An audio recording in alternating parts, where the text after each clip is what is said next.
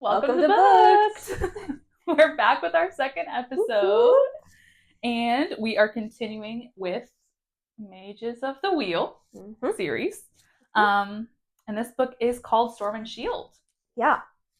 I want to start with you, Kayla. What were your initial thoughts for this one? A grumpy sunshine MMC meets a bratty FMC, and they love each other. Yeah. It's pretty cute. It's good. Yeah, it was honestly kind of cute. So it was so good. Like, it was slow for me to get into. It took me a minute, and then once I was in, I was just like, so. I agree. Yeah. No, I thought it was so cute. I love that we got. If you're following along with the series, I love that we got a little bit more action in this one. I agree.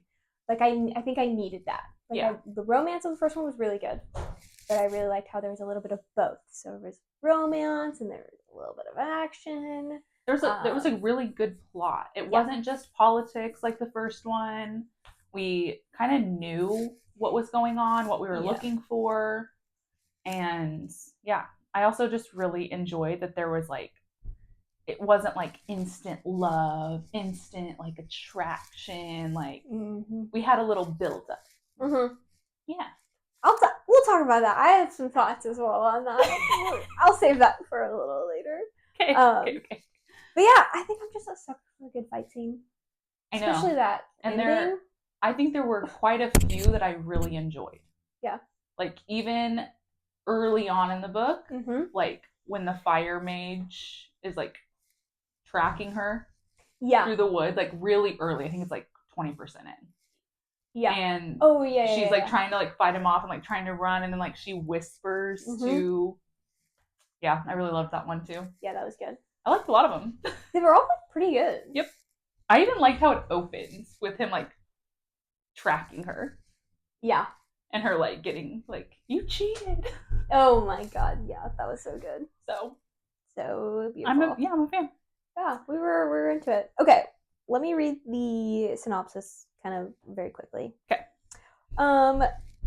She is lightning and storm, a spy driven out of her home by a tyrant ruler. He is granted an earth, a guard ordered to keep her contained.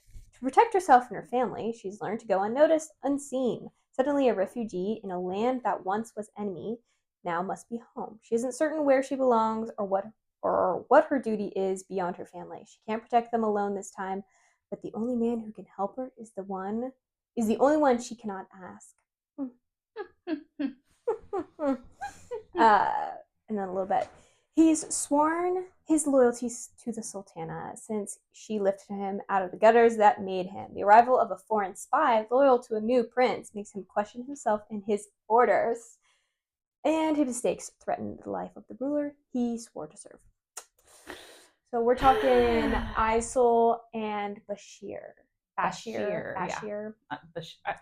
I think I said when I was lazily say Bashir. I say Bashir. Yeah, it's probably Bashir, but yeah, he's Bashir. Honestly, that's an off topic, but I don't care. I don't care. Like if Manon's name is actually Manon, it's going to be Manon. Yeah, like it's just how I read it. Totally. It's how I see her. Yep. I'm sorry. Yeah, I'm not changing. I know. Yeah. I can't change it. Yeah. So, yeah, Bashir. Yeah, that's his name. Okay, let's talk Isol specifically. I mean, I started it off with saying this. She's sassy. She's bratty. She does not listen to authority at all. She just takes matters into her own hands, and she doesn't think things through. She just jumps in, and she's like, I'll figure it out as I go. No, seriously. And I love how that's like what Makram and Matt, her brother, are like telling Bashir the whole time. Like trust her. She will figure it out. Yeah. Like, you have little faith in her. Yes, she's chaotic as fuck, but so chaotic. But at the same time, like, she gets it done. Every time. She survived. Granted, the whole fire mage thing. Yeah. Where Bashir was like really upset about it. He's like, you could have died. Like, what the heck? Ice was like, I would have figured it out if you didn't call, Like, really? Would you have? No, she No, definitely she wouldn't wouldn't have. have. She would have been burned alive. Yeah, that'd be a short story because I was like 20% in. I know, but it was like, I think you were right about the start. Like, I was ready for that kind of action. And so even at 20%, I was like, oh, this is different. Here we This go. is different than the first one. Yeah. It wasn't like slow like the first one was. If you don't like politics, then like the first one was kind of hard. Yeah. So. And it doesn't help that the first one I feel like is where a lot of the world building comes into play. Like, Totally. what are the houses? What is the mages of the wheel? What are mages? What are the different, like... Yeah. Who's the bad guy? Yeah, who's the bad guy? What's each one capable of depending on the house that they're in? Yeah. Yeah. So, Isol, we kind of learn, like, halfway, maybe 30% in, that she's, like, keeping something secret. Mm-hmm. We don't really know what it is, but we just know she's keeping something secret. And I think we kind of gather, like, the thing that I learned about Chara. So we find that she is the first house Chara for air. Mm-hmm. And I feel like we kind of learn early on that Charas are basically like, when, from what I've gathered, it's like when two mages who are probably the same house have a kid that's a different house. That's how, like, because both of her parents are sixth house mages, and she is a air mage. So that's interesting. Yeah, because they're sixth houses, so they're opposite on the wheel. So two sixth houses, do they automatically make air mages? Oh, I don't know. So, like, if two air mages get together, do they make destruction mages? Well, we know Macram. We don't know what Macram's parents, or at least we don't know what his mom was. We're assuming his dad was probably a fire mage because that's what her Kadir, or not Kadir, his brother was. Mm-hmm. He was a fire mage. You know what's very interesting? How come first house isn't creation mages? Yeah. I Wouldn't don't know. Those be opposite on the wheel? Yes. Why is it air? I don't know. Okay. It's a great question. I really... Creation is third. Right.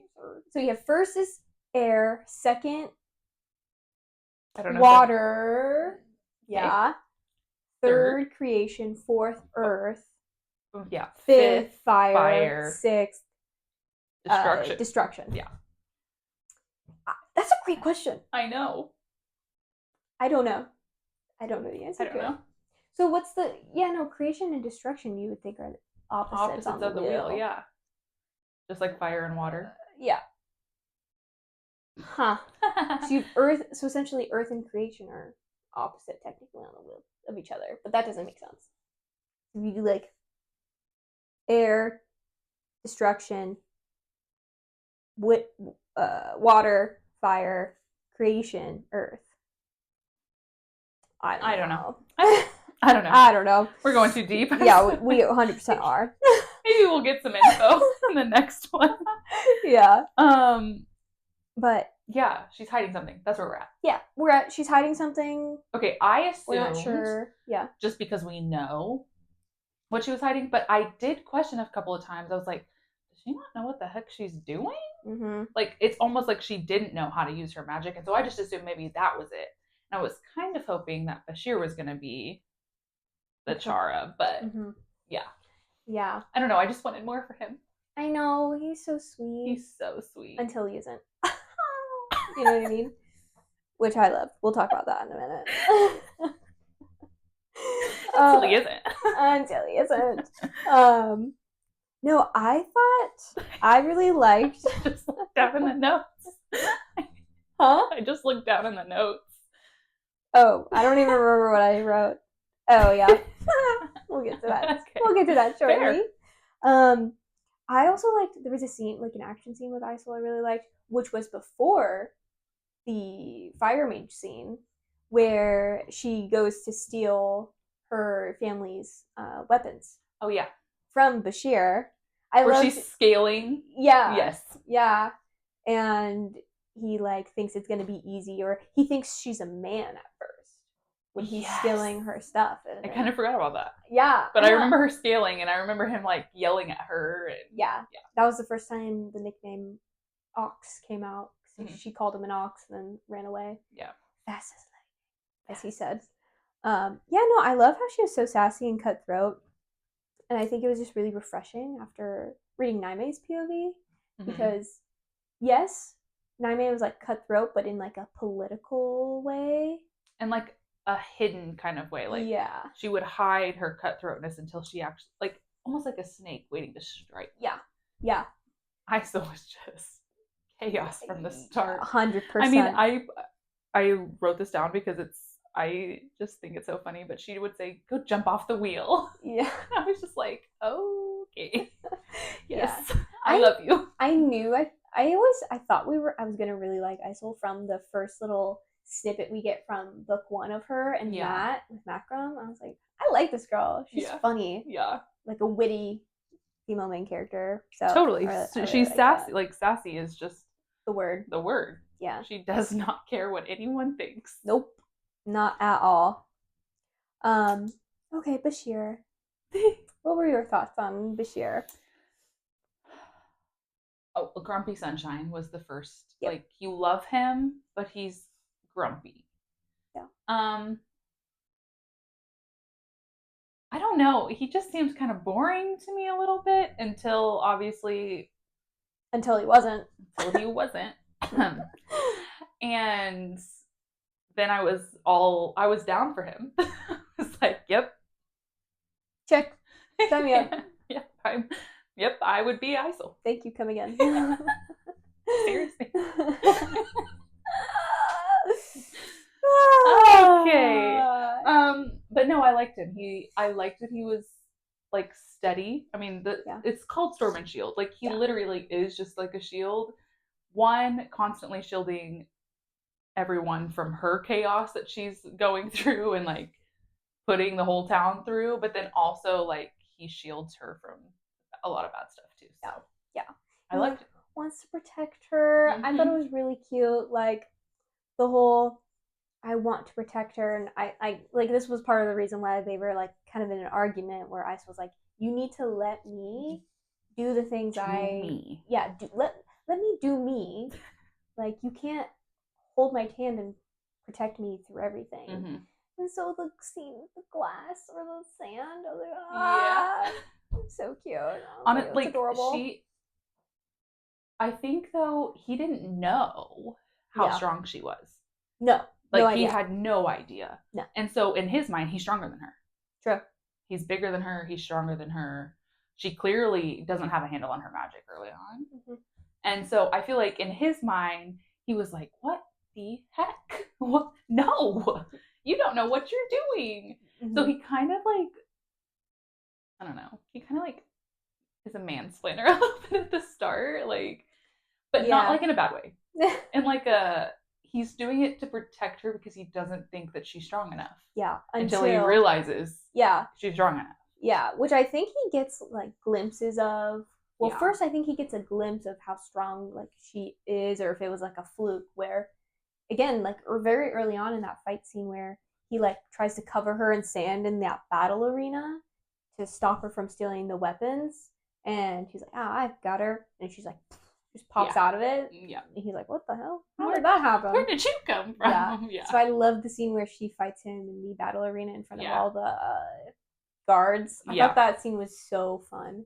And there was still a little tension in it. There were so many fun scenes. Yeah. And there was so much good banter. Yeah. Which was missing from the first one, in my opinion. Yeah. The banter in this one was top notch.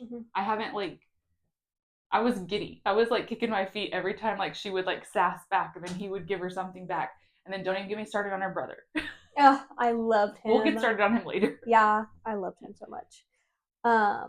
Yeah, I thought Bashir, he was kind of just like a little stress ball in the beginning. Yeah. Like he didn't want to do anything, or he was like nervous because he wanted to listen to what the Sultana, what Naime was telling him to do, but at the same time, Macram was telling Isol to do stuff, and Bashir knew Isol shouldn't be doing those things because Naime didn't know about it, but it was just like, I felt bad for him a little bit because he was just so stressed. Like, he was tired. He wasn't sleeping. Yeah. But at the same time, like Macram said, like, man up. Not necessarily man up, but like, speak. If you need things, speak them. Yeah. You need guards. You need to tell us these things, or else you won't be able to run. Interesting, because I thought that was really fun to see Macram's like specialty come through in this book a little bit. Like, he came to help them build like true warriors, and it's obvious that Naime's, what's it called, Taram? Taram, yeah.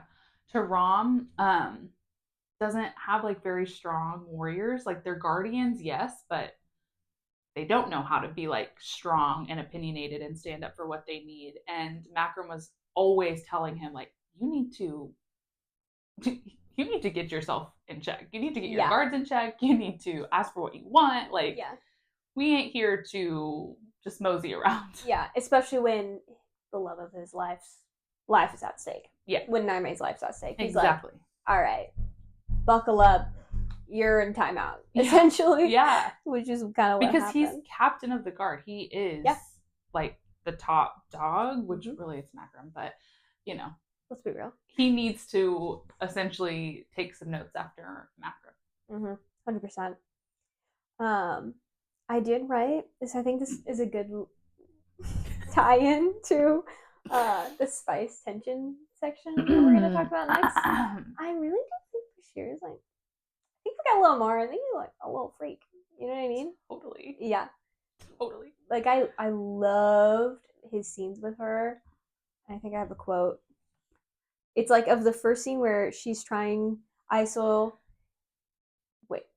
Bashir comes to her tent with like clothes or something. Mm-hmm. And like, she's like, all right, come. Like, she's trying to get him to sleep, but he doesn't know that.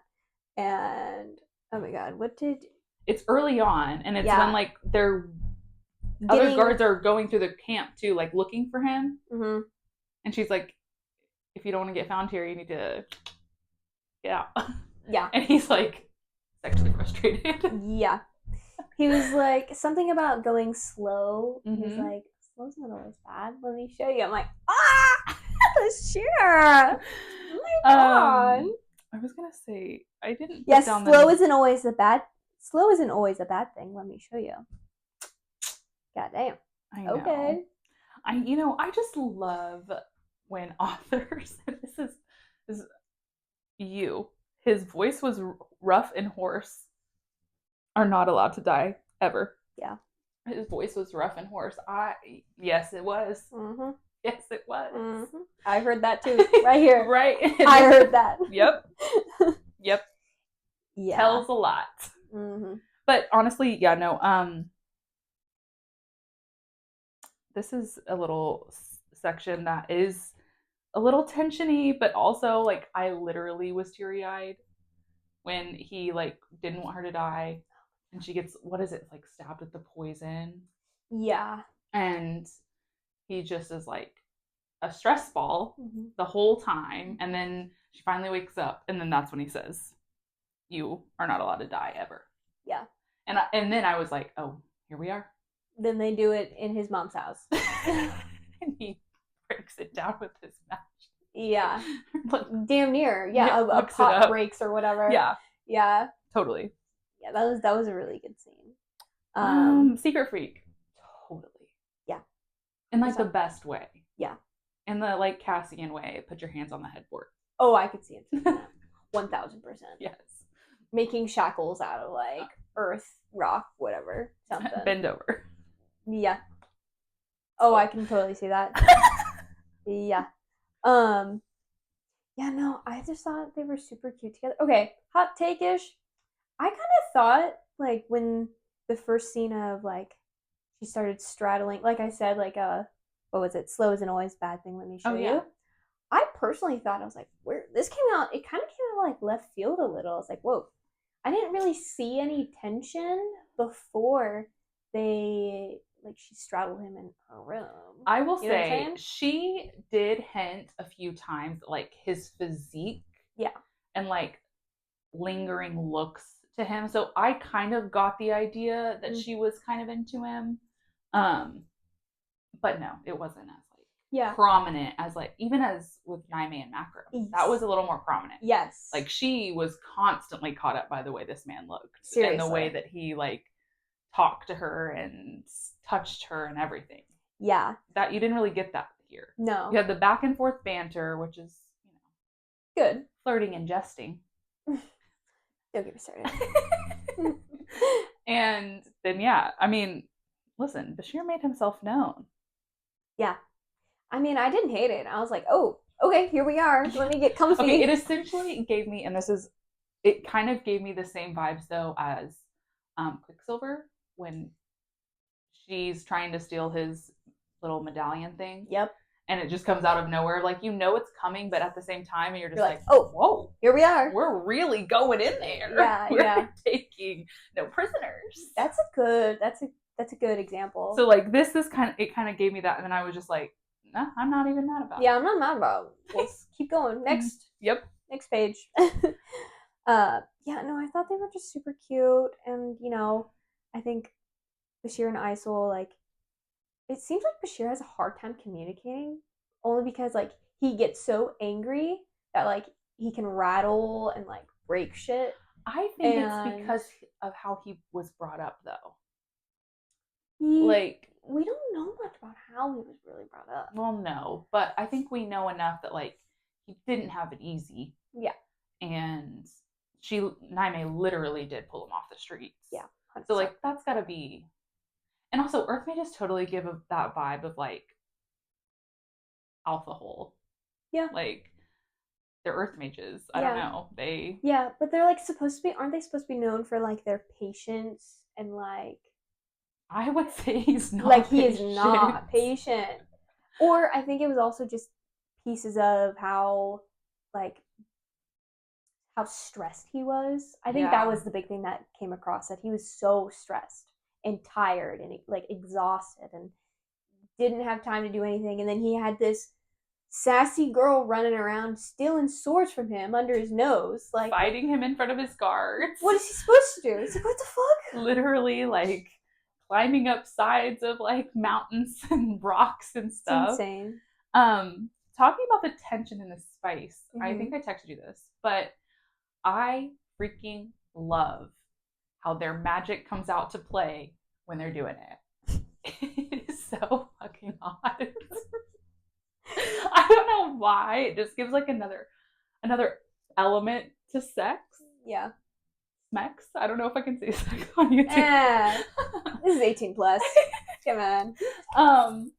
But I really think that I freaking loved it. Yeah. I kind of reread it because I was like, yep. You have that page bookmarked? Yes. That was good. Yeah, it's honestly... And like the way he would say like, oh, there you are. Like, yes, I am. I'm here. Hello. I've come out to play. You've done a good job. No, seriously. And I think that's when he like started, like seeing how strong she was. Like, oh, fuck, there's like lightning things happening right now, which I love. I don't think the first time when they do it, he knows she's a Chara at that point. No, he does. Yeah, he does. Because the way she was saved. Yeah. And that's also when we find out her brother's a destruction mage. Yep. Which is also hidden. Yep. Yeah. Yeah. Okay. Yeah. Fair. Yeah, I just thought, they were super cute together. Loved, like, the romance. Like, the very... Spoiler, which, if you're here, you already know there's spoilers in this. Spoilers. Like, the very last few pages of that fight scene where, it was just kind of chaotic, where there's a fire at the refugee camp. Mm-hmm. They all go to the fire, and then Isol's like, oh, fuck. We just took all the guards from the palace to take this fire out.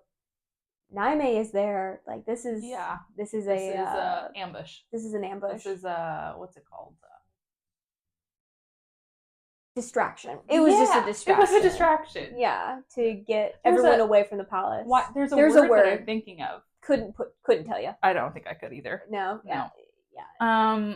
But and then they run, and then Isol almost dies, but she comes back to life with her lightning. Yep. I literally got teary-eyed when she was like, essentially doing like charge, clear. Is this the last? This is the last. The very fight scene, last fight scene where she yeah defibrillator on him. Yep, trying to with save her lightning. him. Yep. Mm-hmm. Yeah, I was crying. So sad. I was crying. But it was so beautiful. It was so beautiful. Yeah. It was. You know, I think we said this about. I thought this earlier. Yeah. This series, someone had said like your new favorite Lush fantasy series. It is so Lush. Yeah.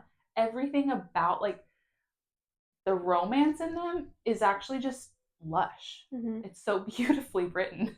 Yeah. That you really are just like, oh my God.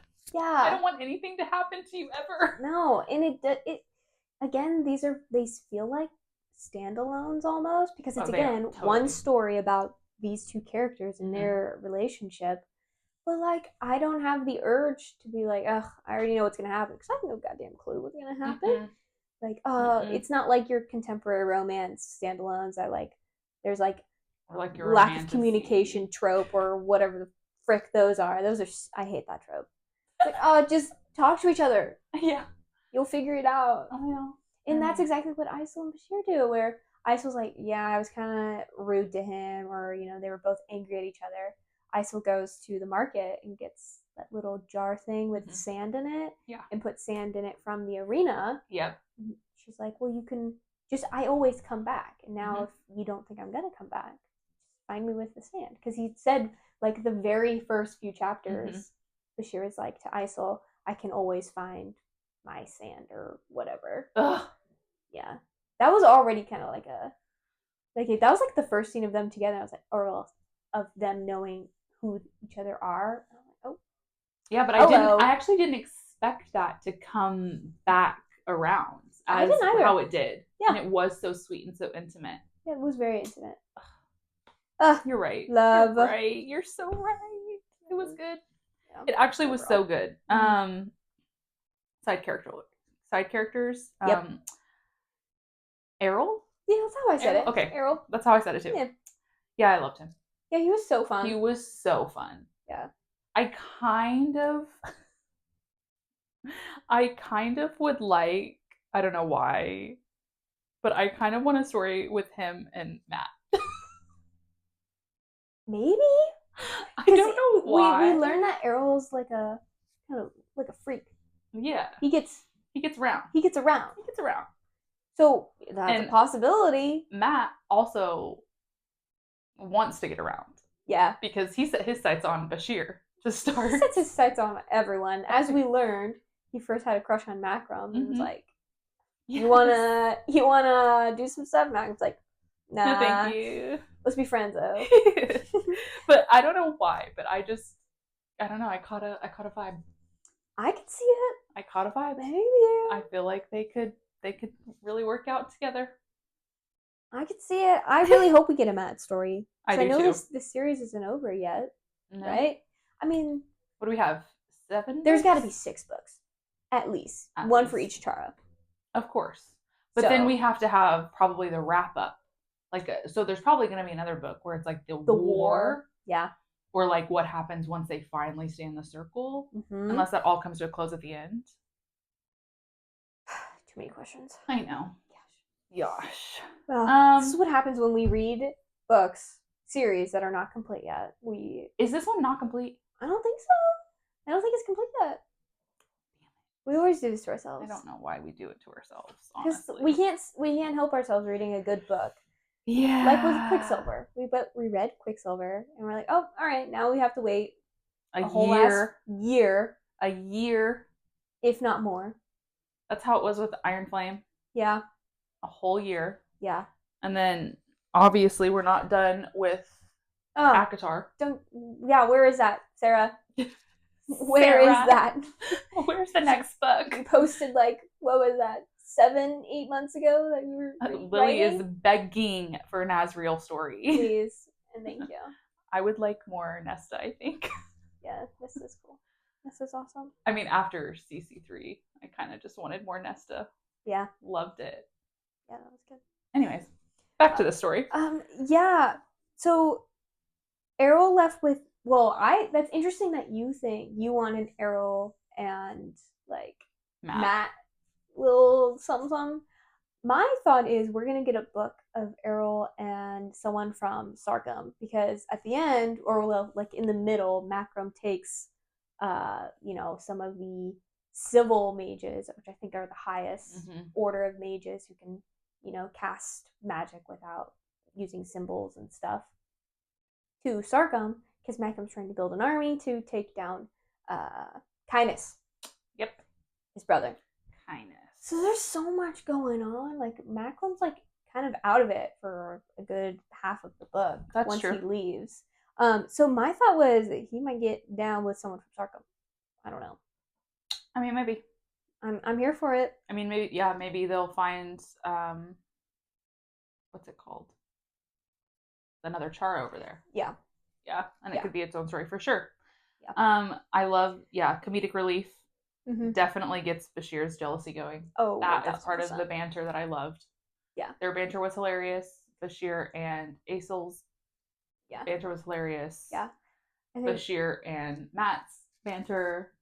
Everyone's banter was just off the charts in this book. Totally. I think out of everyone's banter, I think I liked Matt's the most. Literally, Matt said, speaking of, good transition into Matt here.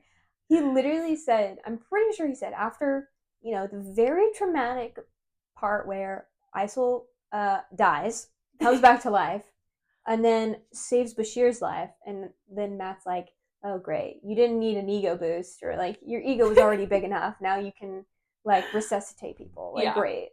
Well, and then I think, that's because they're like standing off, like the three of them, I think. Yes. And that banter back and forth between all of them I thought was hilarious. Oh my god, in the sand at the end. Yes. Yeah.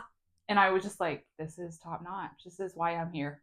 And I could see it in my head, like Matt messing with Bashir, and Bashir like preparing, like they were acting like true siblings. Or like brother-in-law. Yeah. Totally. It was really cute. I loved it. I really loved him, and yes, I want a story with him so bad. So bad. Like a little novella. Yeah. Something light. Yeah. Just give us something. Please. Like 50 pages. Just 50. Going. Like maybe him getting up to no good. Yeah. in Tehran.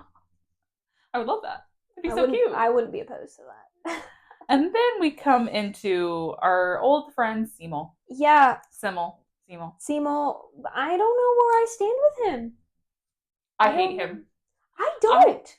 I liked him in the first book, and now I don't. That is so crazy that you liked him in the first book, and swapped. I don't know. I just had a vibe, but then like he just made me mad in this book multiple times. Like, okay, fair, he did let her, go, but I don't know.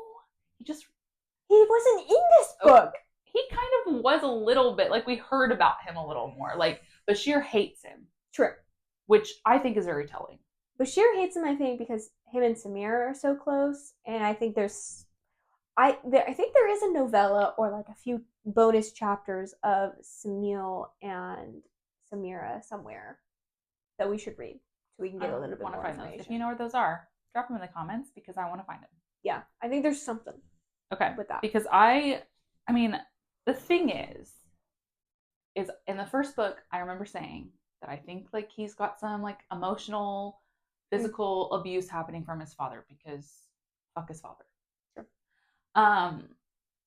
But he's still like he is like Bashir always says he's like his lapdog. He does anything his dad says. Yeah. And probably with good reason. He's scared of his dad. Yeah. But like, come on, man. At a certain point, you got to fight back. You've got a whole sultanate now that's like standing the will. You're clearly not on the right side of it. Yeah. Get your head out of your ass. You got a girl who loves you. I don't know. I just don't like him. That is so crazy. He's going to have some redeeming qualities. That is so crazy. We had opposite opinions on that. I know. I hated him in the first one. Mm-hmm. And then at the end, I was like, okay, maybe he's like trying to be nice. Or like he was trying to get close with Macrum at the end. But in this one, for some reason my Kindle's being weird. But I had quotes saved and I can't pull them up. That's fine. I could probably pull them up. Like. Are you connected to my Wi-Fi? Maybe that's the issue. No, it's just like frozen. Is it page 142 that we're going to? Yes. Because you have it marked? Okay. Indeed. It is page 142. because again, Isol is breaking into Kadir's house to find something. She finds a cryptid door, which is illegal. Mr. Kadir, that's not allowed. Mr. follows all the rules and has that kind of magic lock on his door. I don't like him one bit. But there were a few quotes where I was like, "Oh, what is going on?" I know I texted them to you also. You did. My phone's over there. Yeah, that's fine. But I can.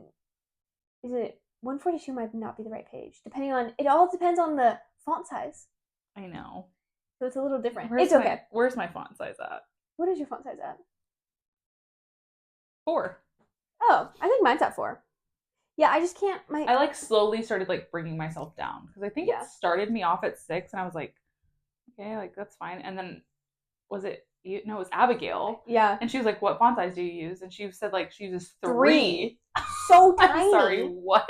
So tiny. And so yeah, I have slowly been dropping it down. Yeah, I've started to drop mine down because I take my Kindle on planes. And I don't know why, but I got like embarrassed if people looked at my screen. Like, do they think I'm just blind or like read at a toddler pace? Like it's like 4 lines a page. I'm like, this just doesn't look right. I'm not. So I like went down to I think 4. Look like at 3. I could read at 3. I think I could change it to 3 at some point. 3. No, 3 is too small. Too small. I'll just like summarize because you all read the book. What we're talking about, maybe you spotted it too, but Isol is like turning to leave, but she's like, I felt a tug to turn around. Turns around, sees Seymour there, and like he doesn't say anything. He's like, you better leave or else my dad's gonna come in. You can leave through the window or through the front door, but if you leave through the front door, I'm gonna have to hurt you, essentially. So he's like he wants to be a good guy, but I don't think he can. And so, hear me out, everybody. A whole thing with Makram. This came into my mind as soon as we learned that Makram was the Chara, and in the very last chapter of last book, he, stands a circle. Mm-hmm. Because at that point, he said something about like I can like sense other Charas, like I can feel them and feel all other destruction mages, like he can feel their threads essentially. So I have a hot take that I think Seymour is the 5th house Chara. I could see that. Yeah. After rereading this 142, yeah. Because like he warns her multiple times, like, listen, Pigeon, he doesn't just leave things lying about. And then she's like, who are you? And he said, either a drunk or an executioner. That depends on your speed. Yeah, but like there were quotes. It's like Isol's like, I don't know why I'm speaking to him. Like I can't turn away. I want to speak to him. At first, when I read that, I was like, shut the fuck up. Don't tell me Isol and Seymour are gonna like get it on. Like that's who we're talking about in this book. I was like, no, I don't want that. He's with Samira. And so I don't know. But then I feel like that kind of it's weird with because if what I'm saying is true in terms of Charas are born they are different mages. Like their parents, they're a different house than their parents are. But his dad is a fire mage. We don't know anything about his mom. So I don't know. Maybe he's like a bastard and like Seymour's not really Kadir's kid. That can't be right. I know, but like why'd she write that if it's not because he's the 5th house Chara? I don't know. I mean, I think he probably is because I think I think that's another thing from the first book. I felt like he dropped like a hint in the first book, which made me go, he's not as bad as we think he is, right? Well, just rereading that, I felt like he dropped more hints there, and feeling the tug to him, maybe he recognized her as a Chara, and that was his like way of like saying, get out, but also like I am here too, almost. Yeah, I don't know. But now I'm like, I need to do some more research on how Charas are like born because I thought they're born of a different house than their parents were, and then I'm confused. I was thinking about but that would make sense because Matt is a destruction mage just like his parents. Yeah. And he's not a Chara. If what I'm saying is true, Semel's a Chara, but it doesn't make sense because his dad is also a fire mage. I don't know. So yeah, unless his mom's something else. What if Semel ends up being Naime's brother? How? You know, Kadir hates. Well, like because of the mom thing. Yeah. We might just need to read the novella to find out. I don't want to learn about Kadir, guys. He doesn't have a what's the word? He doesn't have character. He doesn't have a redeeming quality. No. In his body. No. I agree. Okay, that's fair. I mean, I don't know, because I have kind of thought like maybe there's a like essentially like a like Harry Potter, like a Lily and Snape story, like something was going down with like Kadir and probably, and like maybe why else would there be a book about them if that didn't happen? And we get a little hint of that in book 1. I don't know. Just what if Semel like is actually, I don't know, related to her somehow? That'd be crazy. And maybe like, or what if she had a bastard before she got with what's his face, and the Grand Visor loved her so much that he like took the son for her and raised him. Yes, that came to my mind as soon as you were saying it. Yeah, that his mom cheated on Kadir. Yeah. With another man, had the 5th house Chara. Yeah. And Kadir is like, I don't want anyone to know that my son is not my son. But I would think he hates his son. Yeah, he would hate his son then. Well, I think he does hate his son. Or he's jealous of his son. Something. I don't know. I hate Kadir. Which is right. I don't want to read the first book. I know, which kind of sucks. I'm sure it's good, but I'm not interested. I know. I don't like him. And I was very thankful. Well, I guess. Sorry, never mind. That's from book 3, guys. Hold that thought. We'll be back. We'll be back. Give us 2 weeks. Yeah. So I'm torn. I don't know. Speaking of villains, we didn't really talk about Kadir. Like, Kadir's in it, but not really. Really, no. We wrote down villains more as the Katil. Yeah. He's the like assassin, like coming after her. Yeah, which we learned are not really Katil. Really, it's Kadir faking that they're from Sarkham, but really they're just assassins trying to kill Sultana. Like, the whole time Isol thinks that they're trying to kill her family, because that's what Kindness was trying to do before they escaped with the other refugees. Yeah. But turns out, why didn't Kindness just kill all destruction mages too if he was so like insecure? I don't know. Maybe Macram didn't let him. Probably.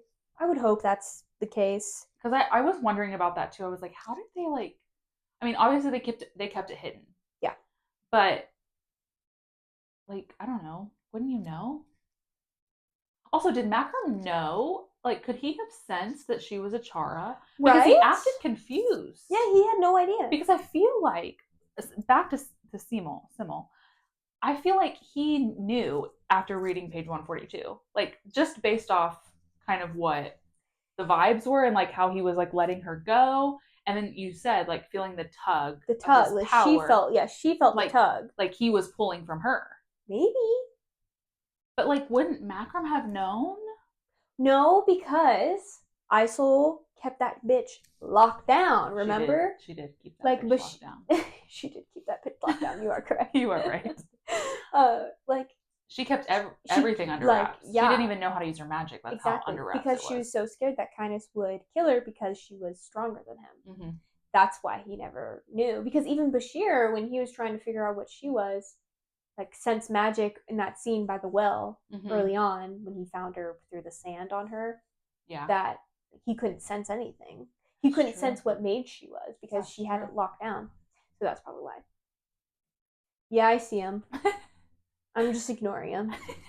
There's a spider in here, guys. There's a spider in here close to me, not Lily. Yeah, so I'm chill. I'm cool. You know what? We're homies. It's fine. It's fine. You're just fist bumped him. Stay over there. Yeah. I have something. I realized for the Kato, I talked about Kadir in this. excuse my French, motherfucker. Like, little bitch. First, his plan is to get Nightmare married off and staying in Sarkham or killed in Sarkham. That doesn't work. So he just is like, all right, let me just hire assassins. That's fine. That is like 0 to 100. To just kill her off, yeah. To just kill her off. Well, and yeah, and we don't really know. I mean, we know why a little bit, but we don't really know why he wants to kill her. Well, I mean, like he wants to be in power. Yeah, he wants to be the Sultan. But like, which would happen because technically he's like next in line because Ishan is a bastard. Yeah. But he's so dramatic. Yeah, oh my gosh, like so getting dramatic. her married off is like one thing, okay, because he wanted another man in power. True. Not necessarily himself in the first book. He wanted just a man in power, which is gross in and of itself. Yep. But now it's like, what's he hiding? Because he's clearly hiding something. We learned that with the enchanted locks, which is illegal. Yep. And now he's just trying to have her assassinated.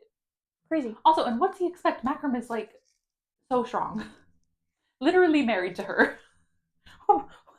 I don't know. The fact that they just can't get any, like, it boggles my mind that they can't get enough evidence on him to, like, send him to prison.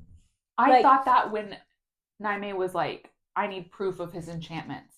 But now at the end of the book, she was like, oh, there's too much, like, noise on you. Like, too many eyes on you. Yeah. We can't, like come at him. Isol needs to, like, back off of spying on Kadir because he knows and will hurt her, kind of thing, if he caught her. But like we know shit about him. The thing is isn't she like the queen? Can't she just be like, go search his house?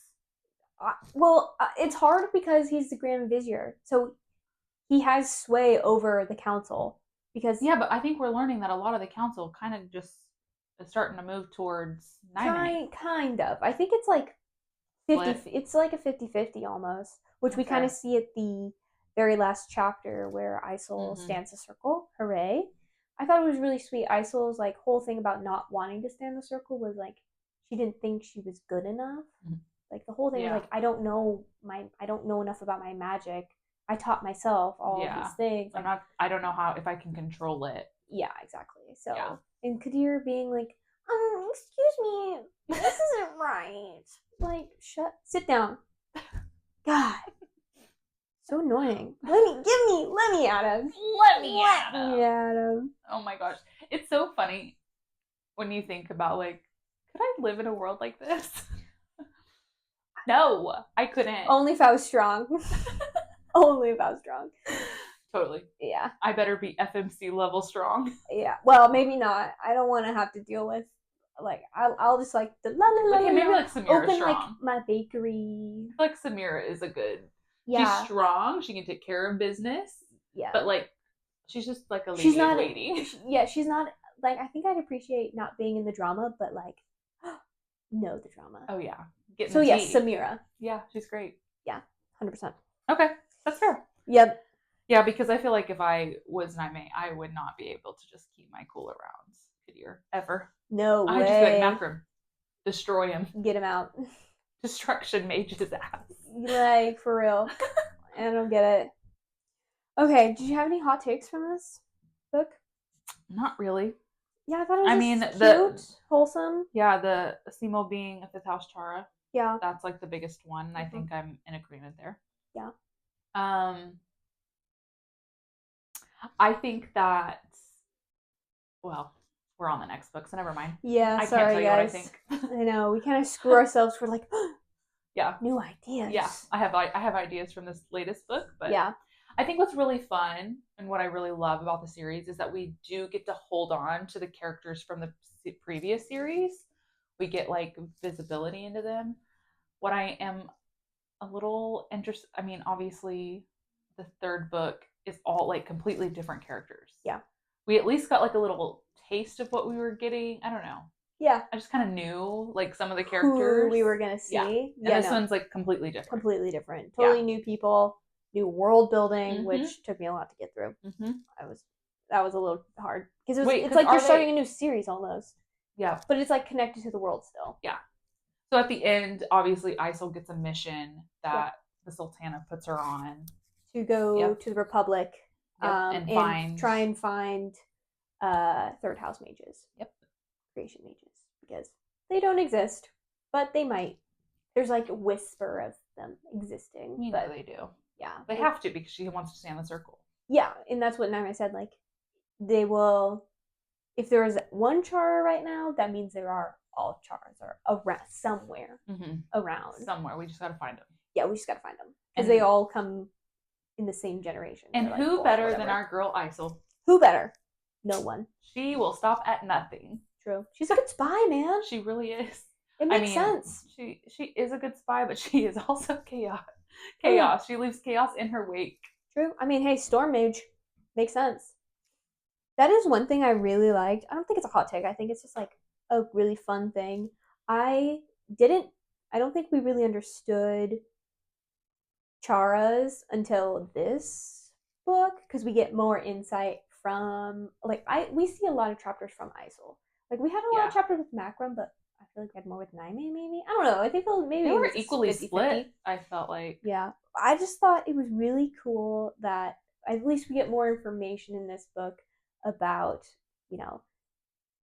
Chara's powers in their house are different than just an air mage. Yeah. She's not just an air mage. She's a goddamn storm mage. Like, yeah, she has lightning flash, thunder, rain. Yeah, like she can create a storm essentially, which is really cool. And we get a little like idea. I'm just like so curious what the other Charas can do besides just the magic in their house. Yeah, because I feel like we didn't really get to see that with Macrum. Like, we knew he was a destruction mage, and we saw that, but we didn't see a comparison of like a regular destruction mage. And Matt feels strong too. Yeah. So it's like, okay, what can Macrum do that he can't? Yeah.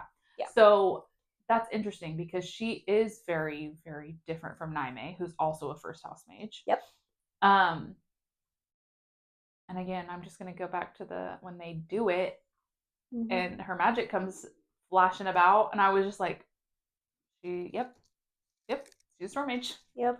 He like talked about lightning flashing in her eyes, and just said, "There you are," and oh my god, I melted. Yeah, so cute. And literally calling her like my little storm. And she's like, I'm a big storm. I loved that part. Yeah. Also, sorry, go ahead. No, you go. I was just gonna talk about the cover really quick. Oh, go for it. Yeah. Yeah. Well, like Little Storm, Big Storm. I'm a big storm. I really hope, guys, take a look at this cover. I really hope, because the whole book, it's like, she's so tiny. And he's so big. Petite, yeah. Yeah, she's like tiny. I really hope this is not how tall she is. That will throw me off if that is actually how tall she is compared to he like comes what's up, his name? She like comes up to his waist. Like, yeah, that's like a toddler status. So I really hope. I have a feeling it's just like where they are standing. But as soon as I saw them like talking about how tiny and short she is, I was like, oh, is she like at his like below his chest? I was like, I really hope not. They talked about that when they were going to do it for the first time. He was like, she like literally had to climb him like a tree. Yeah. And he was like, you could keep climbing me like a tree. Yeah, that's true. And then she was like, anyone who saw you probably wants to climb like a tree. Yeah. But also, like, I thought then, man, she's really small. Yeah. She's tiny. Yeah. Like, has to look straight up crazy. Like, yeah. No. Nope. Going into our favorite time. Yes. The unhinged Goodreads reviews. I have one pulled up because I think this is crazy. Oh, God. It's a 1-star review. Okay. DNF at 80%.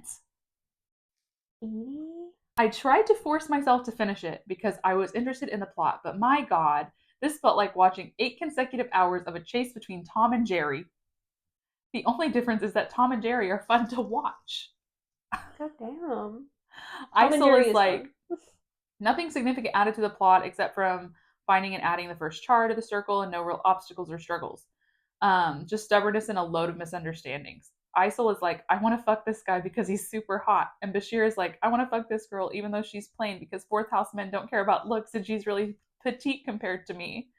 Then the sexual attraction suddenly turns to love because it's convenient, I guess. I just wish I trusted my instincts and DNF'd this sooner. Damn. I'm speechless. 80% is crazy. At that point, just finish the book. You have like 2 hours left. I know. And like, really? I mean, all the other 1-star reviews, there's no notes on it. So I think that that's really interesting. Yeah, that's really... You know, a lot of people are like, I didn't like it as much as the first one. Solid writing wasn't enough to make up for my general dislike of the characters. Particularly the female lead and her brother. I'm sorry. Are you talking about Matt? I love them. Are you talking about cutesy little Matt? Because you better not. You better just take it back. Take it back right now. I don't like it. Yeah, I don't know. I enjoyed it. I did too. I think it's slow. I have said this. I said this in the first book. I think they're slow to get into them. Yeah. A bit. But that's okay. That's fine. Yeah, that's fine. I will say I don't know. I'm torn. You liked first book more? I think I liked the romance in the first book more, and like the build up and how we got there. But the chapters themselves, book 2. See, I liked book 2 more because it had action. The action had plot, it had tension, had banter, had fun side characters. Mm-hmm. Like Errol and Matt, I freaking loved them. Yeah, they were really nice. I loved getting a little bit more of Makram and Naime here and there. I loved getting a little bit more of Samira. Mm-hmm. So I was a fan of this one. Now, when we get to what our star rating was, yeah, we can talk about that. Do you have any unhinged Goodreads reviews? I do not. I'm not good at finding them as fast as you are. Okay. I think like overall is just like I was thinking of giving. I think that kind of goes into like my star rating is like I like was thinking of giving it 4 stars, but then that last scene happened, like with the action and them both almost dying. I was like, yeah, I just thought that scene itself took it to a 5-star for me. Fair. So I really enjoyed it, and I think my 5 stars are different. Like my book 1 5-star is different than this book's 5-star. Like if I could give like a 4.5, I would give 4.5. Well, you can't because people do that in the comments all the time. Yeah, Goodreads, fix that. But I will say that I gave it 4 stars. Mm-hmm. Again, I'm picky with my 5 stars. I used to not be, mm-hmm. but I have gone back recently through all my reads and what I actually think is a 5-star versus what makes it a 5-star to me. This series doesn't have that place yet.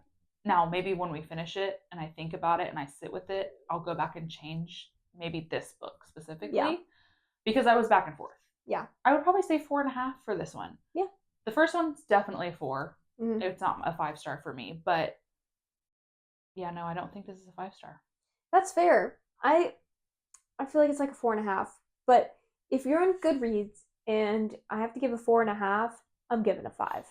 I should probably change that and give a 4 if it's a 4.5. Yeah, someone here gave a 4-star and said 4.5 stars. Yeah. Yeah. Maybe I should do that too because it's good. Don't get me wrong. But I agree with you. I think there's times like Throne of Glass. We finished that book and I think I went back. I was like, actually, I really liked this book. Like, I want to rate this higher because there's so many Easter eggs and things just come together and you're like, this book that I thought was so boring or like these chapters I thought were so boring actually make sense now. Like I understand it going back and like rating it higher. And like that's the thing is like I compare it to, so I have a favorites shelf now on my Goodreads. Yeah. But like this is nowhere close in my opinion to One Dark Window. Yeah. It's nowhere close to Manacled to me. It's no like Spark. No. I'm not going to think about these characters like I think about Luther. Like I think about Draco and Hermione. Mm-hmm. Like I think about, No, that's a good point. So it's like, it's one of those things where it's like, I would love for it to be a 5-star book, but I just don't think I'm going to think about them the way I think about some of those other characters. That's very fair. Comparing books is like comparing your favorite teddy bear to me. Like I can't do it. That's fair. Like what teddy bear do I sleep with tonight? I can't decide. All of them come into you know what I mean? Like I can't compare because they're all special in their own way. Okay, that's fair. Yeah, that's totally fair. And I think that's what's so interesting sometimes about having a little book club of 2. Yeah, and like we read all the same books. Yeah, for the most part. For the most part, your audiobooks are different, and my I'm getting there. Subgenres of books are. I'm getting there.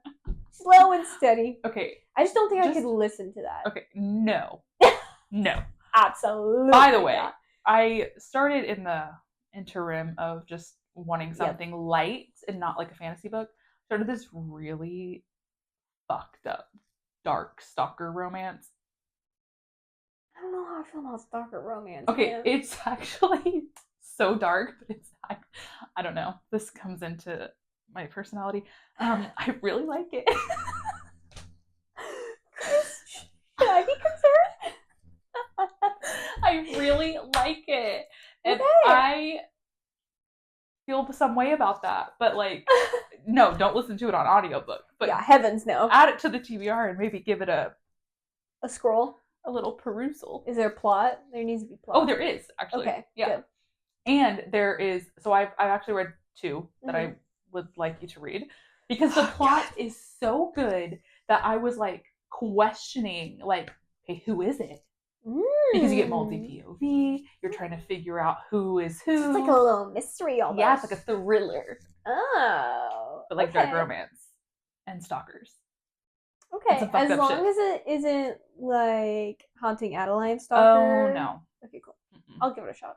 I was going to say, I read a little bit of that Erin's Obsession. Mm-hmm. And I got to a part in that book and I was like, nope. I think I know what part. I DNF'd it. You did? So quick. I haven't DNF'd it, but I also haven't opened it back up. I will say Haunting Adeline, I had to finish, but I regret that so heavily. Yeah. That when I got to that part in Erin's Obsession, I was like, nope. No. I'm so curious. I think I might know what part. You know. I'll ask after this. Yeah. But anyways, no, this book was good. Yeah. I'm excited. I mean, we're already into the 3rd book. Yeah, we are. I actually will say that I devoured it the first day I read it. Yeah. I did not read last night like I said I was going to. It's okay. I didn't get far. Because Clint and I decided to hang out, so. But boo! Boo! Just kidding. But I'll probably catch up tonight while you go to dinner. Exactly. Boom. Yeah, no, book 3, if you read along with us, if you haven't started, book 3 is different. It's different. There's world building again, which I was like, whoa, there's names I don't understand in this. I like it. I like it too. It took me a while to get into. I think that is why I haven't gone back as quickly as some other books that we read. Yeah. You know, like I don't find like, okay, I will say I got to 20% in Storm and Shield and I took a couple of days where I was like really busy with stuff or I had other things I needed to do. And then when I did jump back in, I was like, oh my God, why did I leave? Yeah, why did I leave this to sit for so long? And then I feel like that's how this next book's going to be. Like at some point there's going to be like a flip where I'm just like, why did I let this sit for so long? Yeah. This is good. Yeah. The series is good. And especially for an independent author, independently published, like it's good. Mm-hmm. I'm surprised more people aren't reading it. No, exactly. Like if you want a romantasy that's not the same as every other romantasy, granted, again, we eat those up. We are going to read those. We will continue to read them and be shocked every time. Yeah, it's like getting chocolate ice cream every time, switching it up and getting mint instead, you know? Mm-hmm. Some people like it. Yeah. Sorry, mint's probably a weird comparison because I know a lot of people don't like mint ice cream. Mint chocolate chip is my favorite. Okay, there we go. See? Switching it up a little. Yeah, exactly. Totally. Getting a little new flavor in, and then jumping back into, because I think we already have a TBR listed like after this series. Oh yeah. Of what we want to read next, because there's a lot going on Instagram about what looks good and you know what's coming out, and I know we have. I was gonna say I had a few books drop that I had pre-ordered that are just sitting in my Kindle.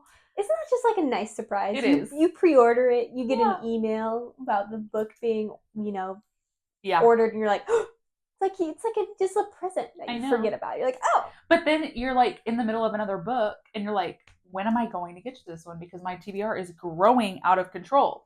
Yeah. I mean, it's not that big. I only have 130 I want to reads on here at the moment. I have 172, I think, or something like that. But also at the same time, I honestly, most of the time, I see something that looks good on Instagram Reels, on Reddit. I'm like, want to read. For the most part, if it gets a good rating, I'm like, oh yeah, sure, that sounds good. That's fair. So yeah, well, this was a good book. Overall, good book. Yeah. Stay tuned. Solid 4 stars. Yeah. I mean, I think every book has been a solid 4 stars. This one is probably 4.5 in my opinion. I would say 4. I'm going to go down and agree with you. 4.5. Okay. Yeah. Because it's good. It is good. Yeah. It's and Lily thought the first one was a 5 star, so. Yeah. I enjoyed it. She loves slow burn. Yeah.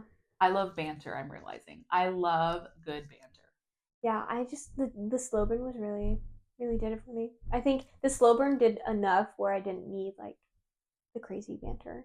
Okay, I don't know. And, like, the politics. And okay, but there was still, like, a little bit of banter, but I think. Yeah, it was different. It was different.